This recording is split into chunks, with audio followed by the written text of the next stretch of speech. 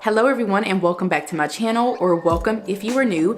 In today's video, I am going to be sharing some tips and tricks and techniques to curb your holiday spending or to curb your impulse spending, just ways to maybe better manage your money, particularly as we go into the holiday season. Obviously, these are things that I actually do because that's all that I ever talk about on this channel and things that I do all year round. So there's that, but I really think that they are really going to come in handy when it comes to the holiday season, because the holiday spending can be out of control and typically is out of control here where I live in the United States anyway. Do keep in mind that I'm probably one of the least impulsive people that you will ever meet. I'm just not impulsive whatsoever, not in life in general, not when it comes to making small decisions, large decisions, and especially when it comes to spending money. So do keep that in mind, that I am very not impulsive whatsoever, but these are things that are really helpful for me. So the first tip that I have is to create a budget, a holiday budget specifically. I recently did a video,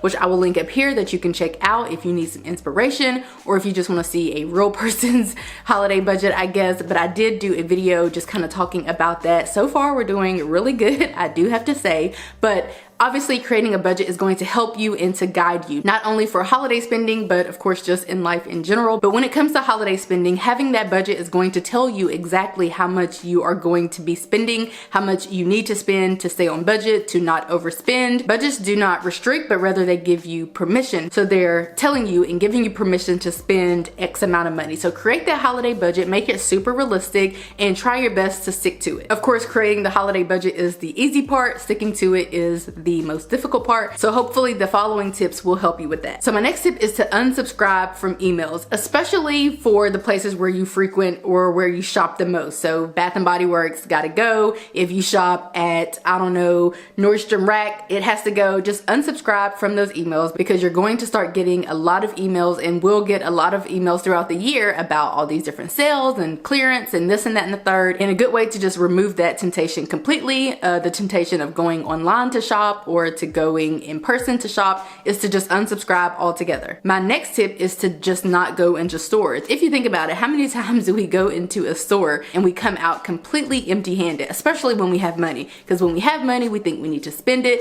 If we don't have any money and we go into a store, that's a different story. But if you have money, you're going into these stores, you're spending money, you'll likely buy something that you didn't really intend to buy. I feel like we do need to normalize going into stores just regularly and shopping and doing all of these great things that we can do in this life. But right now we're talking about controlling impulse spending, and a good way to not go into a store to purchase something that you didn't even go in to purchase is to not go to stores. My next tip is to implement some type of waiting rule. So some people like to wait 24 hours before they make a purchase, or 48 hours. As for me, I normally like to try to wait a week, because if I have made it through a week without, thinking about this product that I thought that I wanted or needed, and I don't purchase it, then I feel like that is amazing for me, and I certainly do not need it. So you'd have to kind of figure out what your rule is going to be. But I certainly believe that we should all have some type of wait rule, especially when it comes to shopping online, because that's easier. You can add things to cart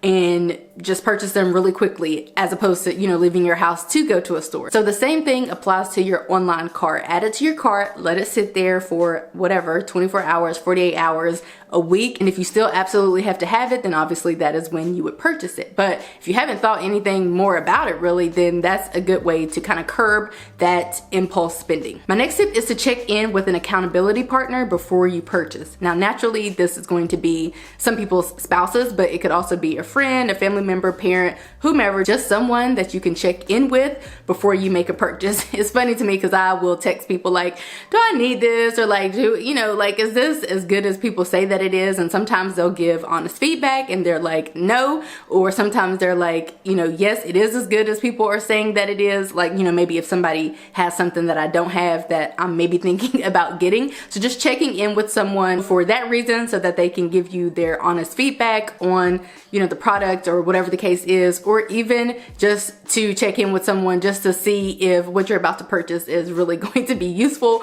or helpful, especially if this person knows your financial goals or whatever it is that you have. Checking in with them is likely going to maybe change up curb your impulse spending. My next tip is to use cash instead of just swiping your card. This especially applies online. You obviously wouldn't be able to purchase anything online if you're trying to purchase with cash, but if you're just, you know, roaming through Walmart or Target, trying to look at Black Friday sales or Christmas sales or whatever the case is, having cash is obviously going to force you to stay on budget, and also you might not be swiping your card kind of all willy-nilly if you don't have your card and if you're restricting yourself to just using cash. My next tip is probably my favorite, hands down my favorite, and that is to read reviews before you purchase. Not just because you need to do that in life in general, but I especially do this in stores. Like if I go to a store and I see something and I'm like, oh, I really want that or whatever, I'll normally read reviews just because I like to do that in life in general.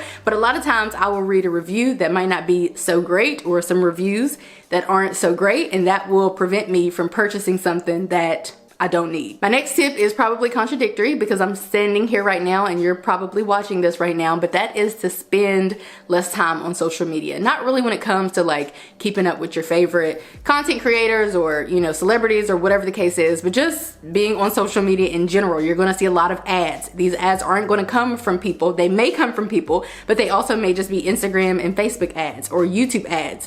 And it's going to be way more difficult because technically this is the time where ads are running rampant and sponsorships are running rampant. So if ever there's a time to kind of monitor your time on social media, it would be now. My next tip is for those who kind of just mindlessly scroll. Like you might end up on the Walmart website and you're just scrolling and looking and, you know, just kind of online window shopping, if you will. If you catch yourself doing that, if you notice yourself doing that, because it can be mindless at times, but if you notice yourself doing that, put your phone down. Put your phone down and go do something else, because obviously scrolling social media is perfectly normal. Shopping online is perfectly normal. But if you're an impulsive spender and that has gotten you in trouble, which is that's who this video is for, that's my target audience here. If that is the case for you, then putting your phone down and going and doing something else outside of just scrolling and looking at ads and, you know, online window shopping and all of that is going to be a much better alternative than potentially spending impulsively. My next tip is to buy items that can be returned. So if you impulsively buy something off of Facebook Marketplace, then you're probably not going to be able to return it. If you bought it from, you know, some random person in your community, you'll likely not be able to return it, which is fine. Like, I love Facebook Marketplace, I'm here for it. But the point that I'm trying to drive home is to try to avoid those types of situations if you are an impulse spender, and try to just refrain from purchasing things that you wouldn't be able to take back. Because if you buy something and you realize that you bought it on impulse and you don't even really like it, obviously there is going to be a return policy and a return window, so you may be able to return that back and get your money back. You certainly don't want to buy some kind of like $800 item or $300 item or whatever from Facebook Marketplace and you end up learning that that was actually an impulse purchase. Okay, you guys, so those are all of my tips, especially when it comes to people who struggle with making purchases impulsively, and especially when it comes to this time of the year. This time of the year is obviously the worst when it comes to trying to stick to a budget and control your impulse spending, because it's honestly a fun time of the year. So you might want to be doing all sorts of, you know, different fun things and fun activities and all kinds of stuff like that, but that might not be what your budget and your bank account are trying to do. So that is it for this video. I hope that you guys enjoyed it. If you have any tips for controlling impulse spending, leave it down below in the comment section so that we can all take a look. I hope that you guys enjoyed this video, and I will see you in my next one. Bye guys.